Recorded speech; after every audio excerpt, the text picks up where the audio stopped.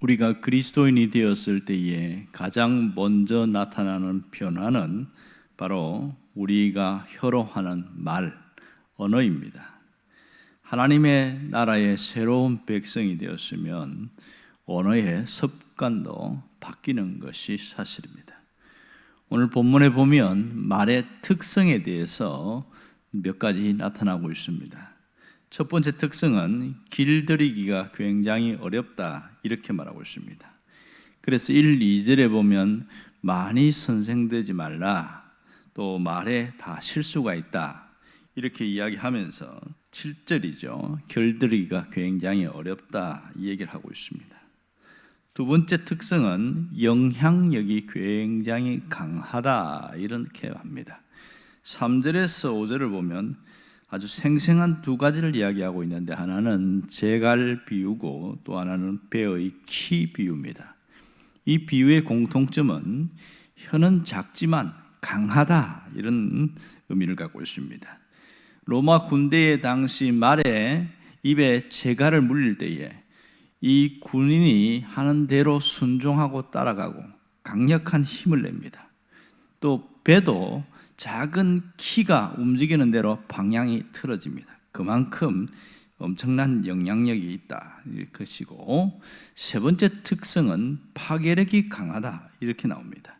6절에 보면 혀를 불에다가 비유를 하고 있습니다.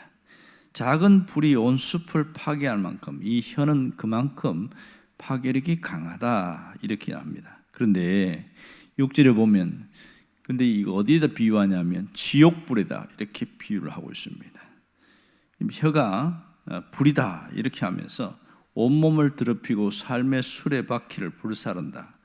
이 사르는 것이 지옥불에서 나온 것처럼 이렇게 우리가 말하는 혀와 지옥불을 연결시키고 있습니다. 왜 혀의 위력을 지옥불에다가 그렇게 비유를 했을까요? 그것은 고통 때문입니다. 그 이후에 나타나는 고통이 마치 지옥불에 나타나는 것처럼 그렇게 크더라는 겁니다. 사람이 고통을 당할 때에 칼에 베인 것보다 불에 데인 고통이 훨씬 더 크다고 그렇게 말합니다. 그런데 지옥불에서 나온 고통이니까 이거는 평생 잊혀지지 않는 그런 고통을 말하고 있습니다. 사람이 말 때문에 상처를 받았을 때에 때로는 그 상처가 평생을 가는 경우가 있습니다. 아마 이를 두고 하는 얘기 같습니다. 또 하나는 이 8절에 보면 혀는 독성이 굉장히 강하다, 이런 얘기를 하고 있는데요. 8절에서 혀는 죽이는 독이 가득하다는 얘기를 합니다.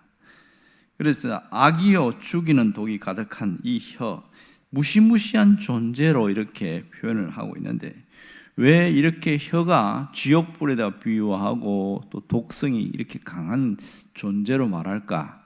그것은 혀가 갖고 있는 선한 영향력이 아니라 나쁜 영향력 때문에 그렇습니다. 이 나쁜 영향력은 사람의 마음에 큰 상처를 입히고 그 사람의 인격 자체를 확 뒤바꿔 놓기 때문에 그래서 이 얘기를 하고 있습니다.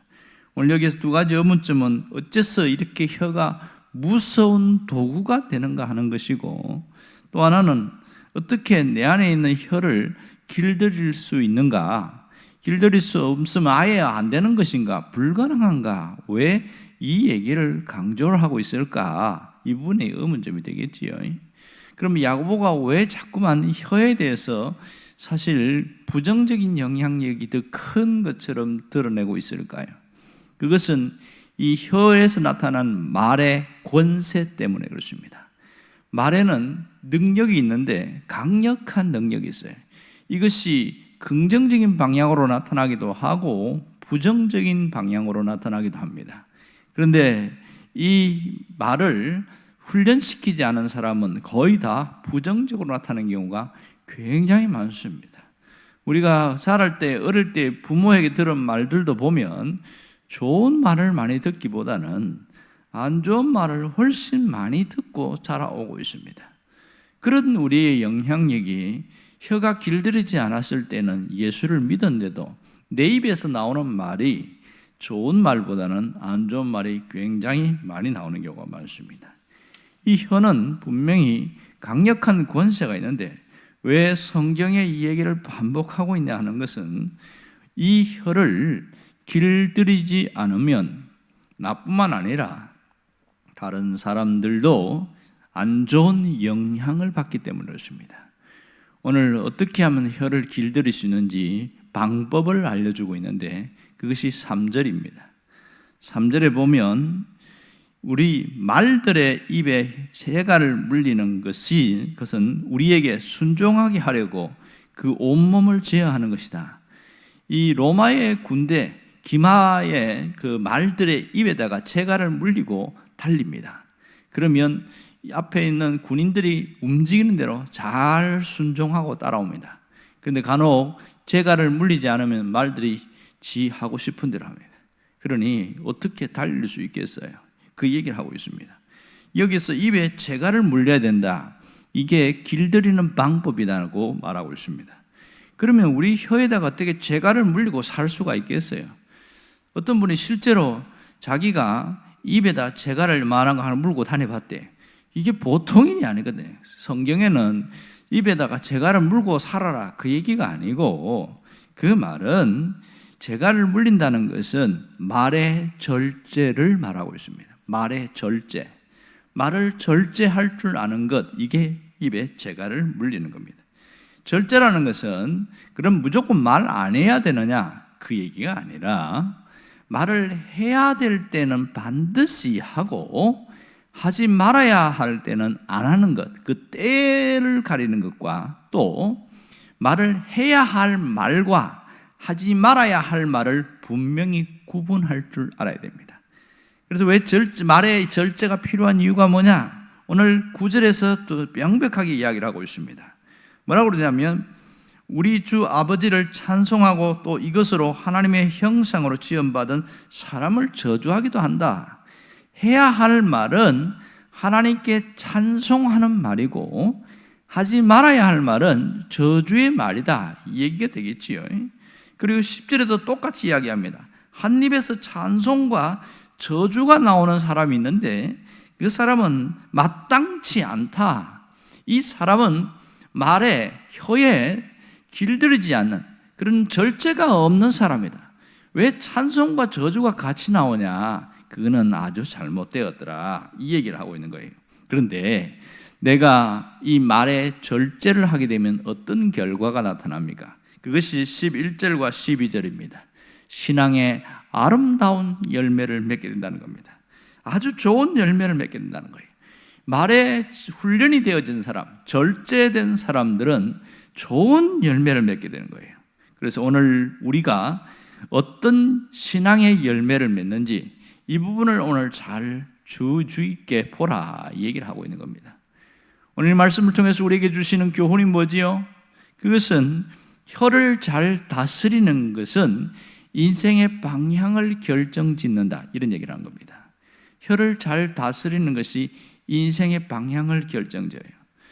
훌륭한 부모들은 자식을 키울 때에 단점을 가지고 지적질을 하고 채찍하고 그렇게 주눅들게 하지 않고 자꾸만 칭찬해 주는 거예요. 잘 못하는데도 괜찮다 괜찮다 그러면서 또 이해해주고, 그리고 긍정적으로 이야기해요. 너는 이런 사람이 될 거야, 그렇게 말합니다. 어떤 부모가 자식이 둘이 있는데 항상 어릴 때부터 박사님이라고 불렀어요. 박사님, 박사님. 실제로는 이 아이는 그렇게 똑똑한 아이도 아니고 그냥 평범한 아이인데, 그런데요 20년이 지난 이후에 진짜 둘 다 박사가 됐어요. 부모가 하는 말대로 그대로 되는 겁니다. 성경에서 뭘 이야기하냐면 우리가 말을 할 때 해야 될 말이 바로 이러한 말이에요. 하지 말아야 될 말은 상처를 주는 말인 것이지요. 이게 신앙을 갖게 되었을 때 나타나는 변화다. 자, 야고보가 제일 먼저 믿음과 행함에 대한 이야기를 하고 있습니다. 믿음과 행함을 이야기할 때에 그 행함 중에 하나가 뭐냐? 말에 대한 이야기입니다. 말을 바뀌지 않는 자들은 그 사람이 진짜 하나님의 자녀가 맞는지 점검해 봐야 된다. 이 정도로 심각하게 이야기를 하고 있는 것이지요. 오늘 우리에게 주시는 메시지가 뭐예요? 혀를 잘 다스리는 것은 인생의 방향, 인생의 좋은 길을 열어가는 것입니다. 또 하나는 혀를 잘 다스리는 그 자체가 영성이라는 거예요. 그 사람이 영성이 가득한 사람, 이렇게 말을 하고 있습니다. 또 하나는 혀를 잘 다스리는 것이 언어의 권세를 회복하는 길이라는 사실을 알아야 됩니다. 언어의 권세를 회복하는 것. 우리는 말의 위력을 너무나 잘 알고 있습니다. 말이 살리기도 하고 죽이기도 한다는 것을 압니다. 때로는 말이 기운을 솟게 하기도 하고 풀이 죽게도 만듭니다. 그러나 누구나 보면 말에 실수가 참 많습니다. 여기서 하나님은 우리에게 어떤 자가 되기를 원하느냐? 내가 말에 권세가 있다는 것을 깨닫고 이 말로서 바꾸어 나가기를 원하는 거예요. 누구를 바꾸어 나가요? 제일 먼저 나 자신을 바꾸어서 내 인생 자체를 이제는 더 바꾸어 나가라. 우리는 상대방을 바꾼다는 생각하는데 실제로는 누굴 제일 먼저 바꾸냐면 나를 먼저 바꾸는 거예요. 가장 중요한 것은 내가 혀를 다스리는 그 능력이 영성이라는 것을 알아야 됩니다. 어떤 분은 영성이 좋다고 하는데 기도 많이 하는데 왜 말이 그렇게 거칠고 말이 그렇게 저질스럽고, 그 사람은 영성이 있다고 표현하지 단지 기도만 많이 할 뿐이지 말이 아름다워야 됩니다. 이게 영성이에요. 또 하나는 하나님에게 우리에게 주신 언어의 권세를, 이것을 잃어버리지 말고 다시 회복하는 자가 되라는 겁니다. 언어의 그 권세가 있어요. 신앙인들에게 가진 가장 특권은 뭐냐면 하나님이 우리에게 언어의 권세를 주어서 그 권세를 활용하도록 한 겁니다. 이게 해야 할 말이에요. 언어의 권세를 어떻게 회복할 수 있느냐?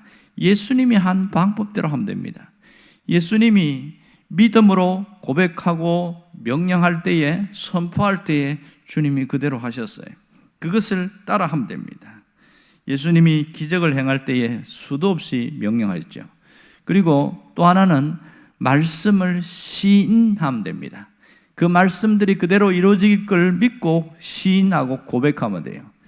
큰 산이 저 바다에 던져질 것이다, 그걸 믿음으로 고백하고 시인하면 그대로 된다고 약속했습니다. 지난번에 우리가 말씀을 봐서도 알지만 스가랴서 4장에 보면 하나님의 능력이 임할 때에 어떤 일이 벌어져요? 큰 산아 네가 무엇이냐? 네가 내 앞에서 평지가 되리라. 시인하고 고백하고 선포하면 이게 내 인생을 바꾸어 나갑니다. 여러분, 말의 변화, 누구를 먼저 바꿉니까? 가장 중요한 것은 나 자신이에요. 나 자신부터 바뀌어지는 겁니다. 우리가 말을 바꾸어서 누구를 살려야 되지요? 나를 살려야 합니다. 내가 살아나야 다른 사람도 살릴 수 있습니다. 내가 말을 바꾸면 나 자신부터 바뀌게 되는데, 어떤 말을 하면 점점 달라질까요? 자기 자신에게 용기를 주는 말을 하고 비전을 주는 말, 희망 있는 말을 하는 겁니다. 끊임없이 자신에게 먼저 그 얘기를 하는 거예요. 그리고 자신을 칭찬하고 격려하기 시작할 때 사람의 의식이 싹 바뀌어버려요. 사람은요, 안 좋은 말을 안 하려고 하면 안 바뀌는 게 아니라 생각과 의식이 바뀌고 마음이 달라져야 말이 달라집니다. 이것을 모르면 자꾸만 아이고 이 말 하면 안 되지, 이 말 하면 안 되지, 안 하려고만 하는데 그것은 잘못되었어요. 가장 중요한 것은 말을 해야 될 때는 그런 격려와 위로하고 자기 자신을 칭찬할 말부터 하는데, 먼저 되기 위해서는 내 의식이 바뀌어야지, 생각이 달라져야 말을 합니다. 자, 보세요. 어떤 사람이 먼저 탁 사람을 만나면 단점을 제일 먼저 쳐다봐요. 그럼 뭐라 할까요? 머리가 왜 그 모양이야? 옷은 왜 그런 거 입었어? 왜 그래요? 이 사람이 단점부터 보니까 말의 입에 툭 튀어나오는 게 안 좋은 것도 다 튀어나오는 겁니다. 그런데요, 의식이 싹 바뀌었어요. 항상 좋은 걸 먼저 보자, 그렇게 생각하고 그렇게 마음먹었어요. 탁 봤더니 아이고 오늘 머리가 깔끔하게 달라졌네, 옷이 굉장히 화사하네, 말 자체가 확 바뀌어버리는 거예요. 자기 자신에게 먼저 칭찬하고 격려하는 사람은 다른 사람도 칭찬하고 격려할 수 있습니다. 그러나 내가 팔자가 새서 내가 이 모양으로 산다. 에이구, 내 인생이 이 모양이지 하고 자꾸만 비관적으로 보고 그렇게 말하는 사람은 다른 사람한테도 결코 좋은 말을 하지 못합니다. 여러분, 먼저 말을 바꾸어서 누구를 살려야 됩니까? 나를 살리고 내 인생을 바꾸어 나가야 됩니다. 주님은 다른 사람보다 먼저 나 자신이 살아나기를 원하는 겁니다. 그렇게 말을 바꾸는 것이 영성이라는 사실을 잊지 않기를 주의 이름으로 축원합니다. 기도하겠습니다. 살아계신